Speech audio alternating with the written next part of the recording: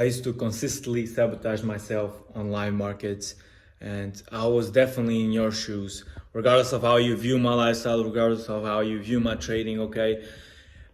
I was in your situation, and it's frustrating, but it isn't the market's fault. It's you sabotaging yourself, okay? And that's not the point I want to make, but you gotta accept that it isn't the market's fault, it isn't the other person's fault, it isn't whoever created the strategy fault. It is you versus you in the market. And believe me when I say this, you with your experience that you have right now, you're probably better than me when I was with your experience, okay? If you have 1 year experience and you put yourself with 1 year experience against myself with 1 year experience, you'll probably smash the fuck out of me, okay? Trading wise, okay? I could, hey, but yeah, guys, a lot of you are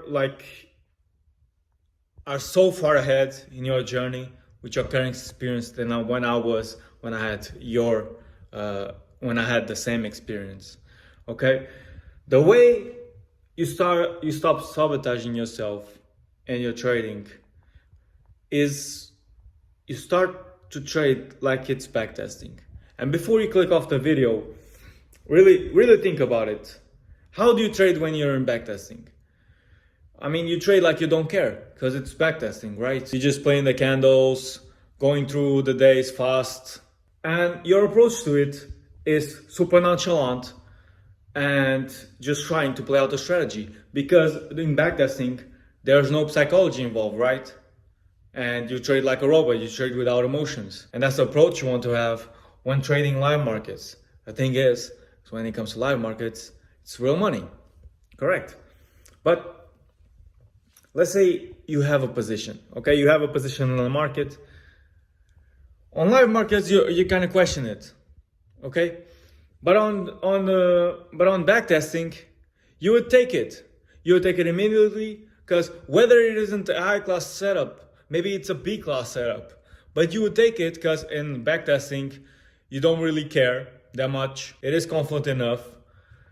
You already have a buffer of profits because you've been doing good.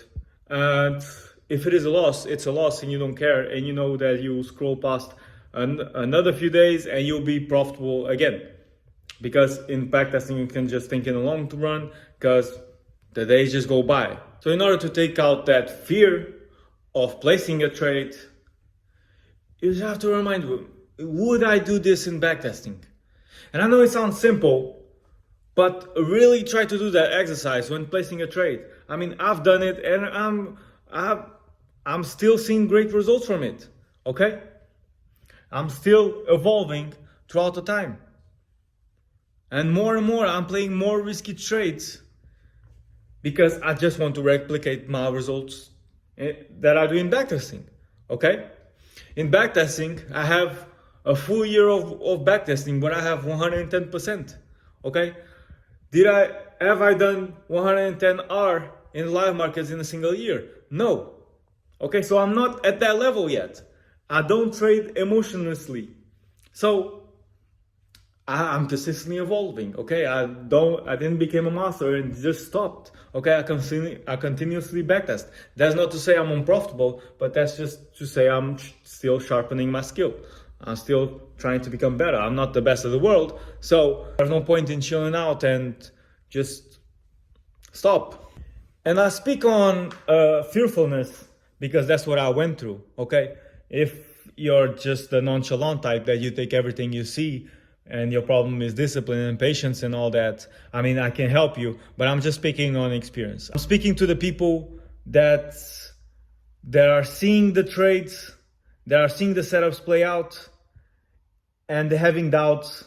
They're not clicking the buy or sell button, and they're missing out on a lot of gains. I know how it feels like. I know how depressing it is and how frustrating it is. I remember losing a ton of R, okay, back in the day just by not clicking some buttons. Okay, I could have been way ahead of my time if I were to just have some balls, realistically. I thought I was being patient. I thought I was being disciplined. the reality is that you gotta have those things in trading, but you also need to be a bit risk averse, okay? Sometimes you gotta just take the risk. Okay, this is a A-class setup. The candles are looking kind of ugly though. It might seem like he can still reject from this level, but mechanically the plan is here. Everything is ticked off this checklist, so I must take it. That's the approach you gotta have. Whereas I teach my students to have a mechanical approach rather than a discretionary one. Okay, you can have the discretion once you have some expertise and you've gathered a ton of experience in the markets. Okay, that's when you can have discretion because you've seen your setup play out a million of times. Okay, you can pretty much predict whether it's gonna fail or if it's gonna work. Reality is you don't know, but based off some things that you might have seen throughout the years, you might predict, okay, whether your setup is gonna fail or not, even though it's there. Okay, that's when you add this discretion. But once you're in the beginning phases and you're trying to learn the strategy, just being mechanical about it. Because most of the times you don't know if the setup is gonna play out or not. Sometimes even if it looks ugly, okay, even for me, sometimes I'm saying to myself, this is conform to other plan, but it doesn't seem like it's gonna work. But because it conform to the plan, I gotta take it. And to my surprise, I ended up being a winner, okay? And we want to welcome the wins, okay? We want to welcome the wins, but we want to make sure that our balance is profitable, okay? Don't want to just welcome in every single loser. That's for the nonchalant type, okay? The other one, okay? Because there's two types of people trading. There's the nonchalant ones and there's the fearful ones. Nonchalant ones gotta chill out, gotta take less trades because their losers are eating their P&L, okay? So they just need to chill out and learn to become more disciplined and patient in the markets. The fearful ones need to do the opposite. They need to take more risk. They need to not find excuses to their setups, okay? And actually press that button and tell yourself that it is nothing, bro. Think about it. You're doing a challenge, like, what's a challenge? That's a demo, okay? And even if it on a real, like, you gotta think in probabilities. Your strategy at the end is profitable, okay?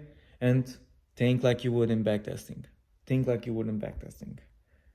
And both of them, okay, one is taking a lot of trades, one is taking, they just gotta come to the middle. That's the professional trader. Is in the middle of both. Like, both get the risk. Not too patient, not too non-patient, just in the middle, okay? Not to say that the professional trader isn't patient, okay, he's waiting for his setups, but he's not waiting for the stars to align. Just, hey, taking it as it is, making his setup, making his strategy simpler, okay? Not overcomplicate things. Make it simpler to where you can ask yourself, is there a setup here or not? And there's no maybe answer. There's either yes or no. And you know that right off the bat. And if the answer is yes, you take it. There's no yeah, but no, you cut that shit. If it's a yes and but, it's a no. Okay? Or if it's yes, but this doesn't look good, that's why I'm risking this on a smaller account or risk less or whatever, then there's some aspects that would make that answer valid. Even if not, you gotta be acceptance of the outcome that will come from this trade, okay? This trade it's riskier, but I accept the fact that it might be a loss, okay? That's what I think when I'm playing aggressive, but hey, those trades, aggressive trades, I'm taking them on backtesting. And what did I say? I want to reflect my backtesting results into my live market results. And the way I do that is by trading like I would in backtesting. Regardless if I'm taking too much risk on backtesting, if my trading frequency is through the roof, I've got to replicate it that way and try to be non-emotional about it. And the way you do that is by thinking long term. Is by saying, I am a profitable trader at the end of the day. My stats is here, my data is here, okay. If I trade like I would in backtesting, you know, when I said the 110% year result, okay, it might not be profitable in a month, but in a quarter, in a year, then 100%. 100% it will. This has been a video more for the fearful types, because that was my issue in my unprofitable days. Okay, I'm just speaking for experience, and that's how I managed to tackle it. It was just by trading like I would in backtesting. Really think on what this means, what this trade means. Okay, if you're trading a 5K account, and a 5K account costs $30, and you're risking 1%, think about it. That's like $3 a trade. Don't put that much emotion towards it. Think about the reality of it. And something happened, you just buy another account. And when I say this, it's to the fearful ones that's keeping their trading frequency to the floor and need to trade more. So buying another challenge, okay, it's not that bad. Okay, I'm not talking to the dopamine crackheads guys. They're just clicking to the reset button. Okay, buying a bunch of challenge, buying, blowing. Then you gotta stop. Then you gotta chill out. But the guys that are fearful, more fearful ones, and they're missing a ton of gains, you just need to take more trades. You need to think like it's backtesting. Okay, trade like you would in backtesting, and be more mechanical about it. Realize how these accounts don't affect you. A loss doesn't define you, okay? Neither a win. It all comes down to probabilities, really.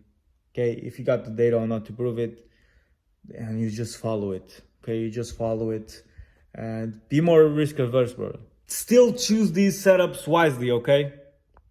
But then just click the button. Just click the button. Don't wait for the stars to align. Just click the button. And don't make the mistake of missing a good setup that could have been a win, where you were too fearful about it, to then putting that emotion towards the next trade where the setup doesn't exist and you take it, you're forcing your way to the markets. Okay, don't do that. Just concentrate yourself in pulling the trigger. This is the type of video that I needed to hear back in my day. I hope it resonates with you if that's your issue, and I hope these words help you in your trading career, because a lot of times we already know the info. Someone just needs to phrase it different, and I hope I've done that for you. Leave a comment if I did help you. If you need some extra guidance, just DM me. Okay, hope you boys like the video, subscribe, and I'll see you on the next one.